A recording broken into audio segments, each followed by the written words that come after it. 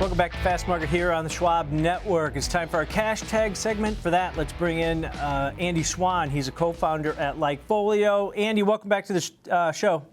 Thank you. All right, so typically we don't cover CASY's. I know you guys have data on it, but you look at a two-year chart of this stock, and investors are probably cheering because it's gone up steadily following their 50-day moving average. It's up 49% from 12 months ago, so it's had a good run. Give us the breakdown. Is your data supporting the moves that we've seen in this stock? Because I don't think a lot of people outside the Midwest even know what CASY's general store is. Yeah, CASY's is a gas station, but it's really a lot more than that. I think it's become the hub of a lot of rural, small communities, a place where people can go meet. You can kind of think of it as a mix between a, Dollar General store, a gas station, and a very miniature Costco in a way, because one of the funny things about CASY's is it's actually the 5th largest pizza chain in the United States. Crazy. They sell tons of pizza. They have a chief pizza and beer officer. This is a company that really prides itself on being a part of the communities that it's in. It's in 2,600 locations. And, for a guy like me, even though I drive a Tesla, I'm a big gas station guy. I'm a big convenience store guy. I love stopping at these types of places, seeing what they have, buying something that I definitely don't need or some sort of snack is just my thing. And, CASY's is one of those companies that's filling that void in these rural communities in a really unique and interesting way. They've been very successful with this. Revenue's growing at a steady clip right alongside the stock price. This is a company that executes at a very high level. The only thing that's hurting CASY's is that, they were a front runner. They were a leader in this type of, convenience store, gas station type of model and approach. And now it's caught on and they have bigger, sometimes better competitors. I don't know if either of you have been into a Buc-ee's, but yes, that is a transformative American experience and, kind of puts the CASY's experience to shame. But there's only so many Buc-ee's they can build. They have to be, on the X's. I think CASY's can be a little bit more, in town in some of these small towns. But overall, just a really great, well-run organization. I will say that the company has had some trouble hitting revenue estimates each of the last few quarters, and we expect that probably could continue. But CASY's could eventually just become a victim of its own success. I think they've had a great run because they're a great company that is really well run, but they're starting to see increased and very competent competition. Yeah, Andy, here's the stats on CASY's. They're the 3rd largest convenience store operator, 4th largest liquor chain, 5th largest pizza chain. Fill up the Yukon beer and pizza. Hello, that's like perfect for me, right? That's my dream store. So, but here's the thing. The problems they're running into is not in the popularity, but from what I read, it's the fuel margins are dropping.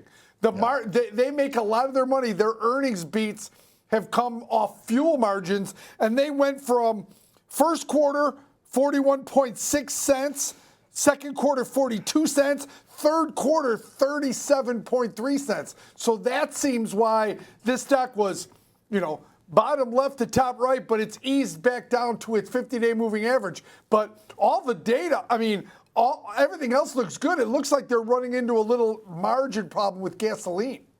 Yeah, and a lot of that's because gasoline prices have fallen. It's just like anything else. If your percentage margin stays relatively stable, then you want the price of the commodity or the goods that you're selling to increase, Sure. not decrease. In so much that it doesn't impact overall demand in too big of a way. So I think pullback in gas prices is hurting CASY's. The increase in labor costs is definitely hurting CASY's. We see that impacting the bottom line in a significant way. I think this is a long-term story. This is a company that's filling in the gaps that have existed in primarily ignored rural communities for a long time. And if you can figure out that market, then there's a lot of upside. We've seen it with multiple types of other companies. So 2,600 locations, they're pretty much isolated to the Midwest. There's plenty of room to expand both eastward and westward for this company, and they've got a proven method of executing on their plans. So really well-run company. I just think probably due for a little bit of a pullback here because it's been one heck of a run.